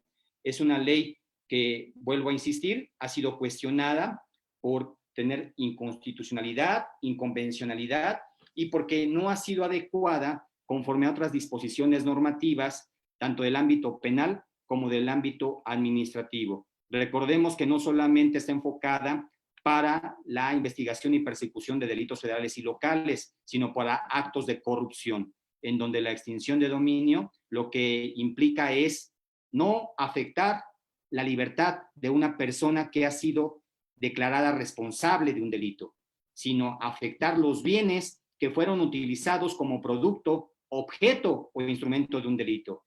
Y mi opinión, tenemos muchas áreas de oportunidad, mucho trabajo que hacer en cuanto a la adecuación y perfección de esta Ley Nacional de Extinción de Dominio. No es un producto acabado, es un producto en construcción, y en donde, pues no solamente nuestros legisladores tienen mucha tarea que hacer, sino los estudiantes, los operadores jurídicos y parte de nuestro público participante, que es parte de la matrícula del alumnado de nuestras maestrías y de nuestros doctorados y de otros estudios que imparte el Centro de Estudios de Posgrado, a quien agradezco la oportunidad de haber charlado esta tarde sobre un tema que me apasiona y en el cual participé en algún momento en la Fiscalía General de la República. Muchas gracias. Licenciado Luis, no sé si haya más preguntas que hacer. Claro que sí, todavía tenemos más preguntas. Claro que sí, maestro. Nos pregunta César Ross, La presunción de buena fe podría perderse si el contrato de arrendamiento es elaborado y no se está dado de alta ante el SAT ni se expiden comprobantes fiscales. Es correcto. Hay una correlación en cuanto a la formalidad de un contrato, pero también formas de acreditar, porque estamos hablando de que ahora el sistema de administración tributaria exige cada vez que se realiza una operación y hay un ingreso, que este ingreso quede registrado, quede declarado. Si, como lo dice nuestro compañero que hizo la pregunta, solamente se celebró el contrato, pero no se dio de alta, ahí puede destruirse la buena fe del poseedor, del propietario del inmueble. Excelente.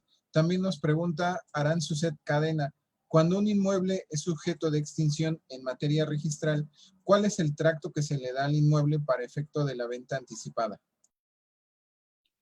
Pues es el mismo trato que si estuviera concluido el trámite registral. Aquí tenemos que tener muy claro que el registro público tiene el propósito de dar publicidad erga omnes a los actos traslativos de dominio y la autoridad registral tiene la obligación de acatar las resoluciones previas o definitivas del juez de extinción de dominio, ya sea para inscribir que ha quedado asegurado, ya sea para inscribir la venta anticipada o una venta definitiva a través de una sentencia. Las autoridades tienen obligación de acatar las resoluciones de un juez de extinción de dominio durante el procedimiento o después de concluido este.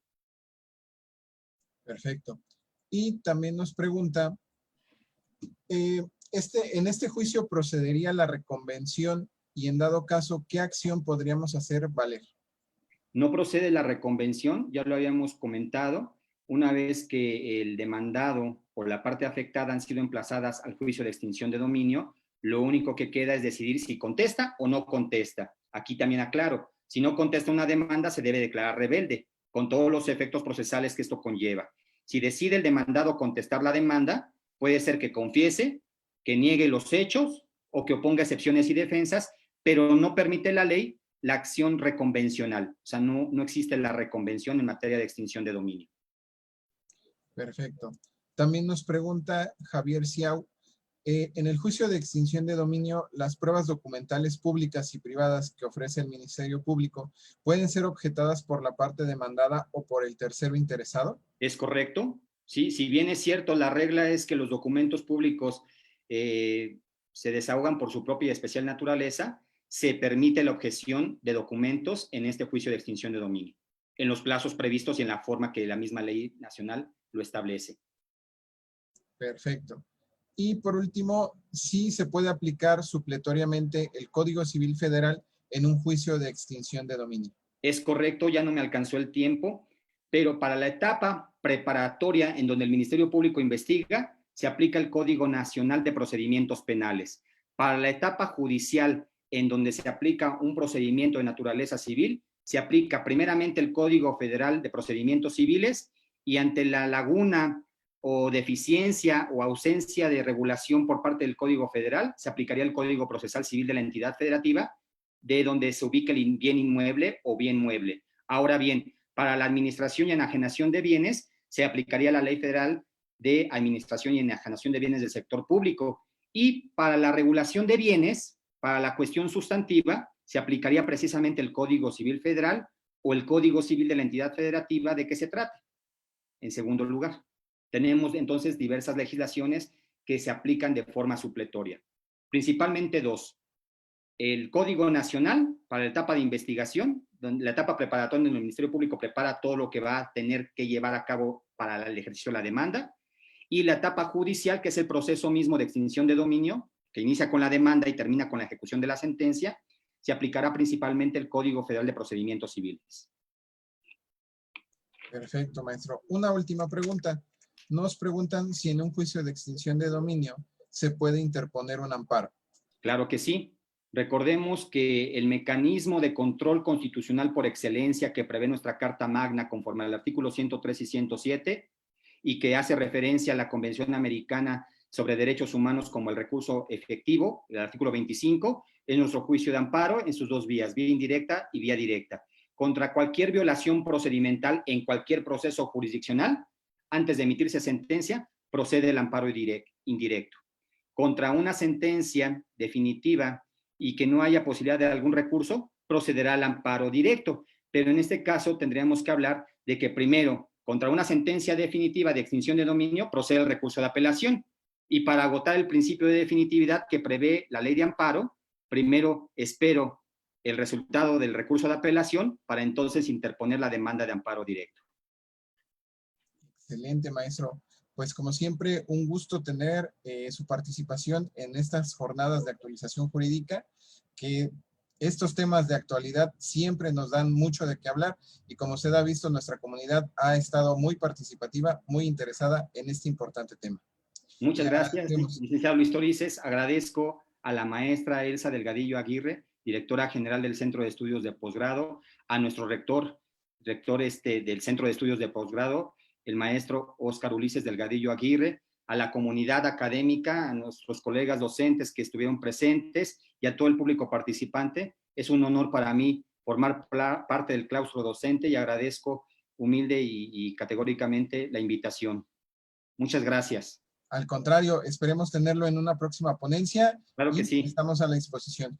Y pues agradecerle a todos nuestros espectadores que el día de hoy nos acompañaron, estar al pendiente de nuestros próximos eventos para la próxima semana, desearles a todos una excelente tarde y bueno, compartirles este pequeño video. En este caso es un tiempo de oportunidad y hay que aprovecharlo. Que tengan todos una excelente tarde.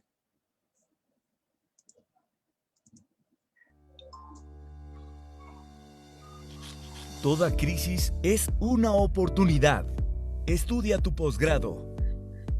Estudia en el Centro de Estudios de Posgrado. Solicita más informes a los teléfonos 55 62 68 3066 o 55 62 68 3046. Visita la página cposgrado.edu.mx o síguenos a través de nuestro Facebook oficial, Posgrado CEP Nacional.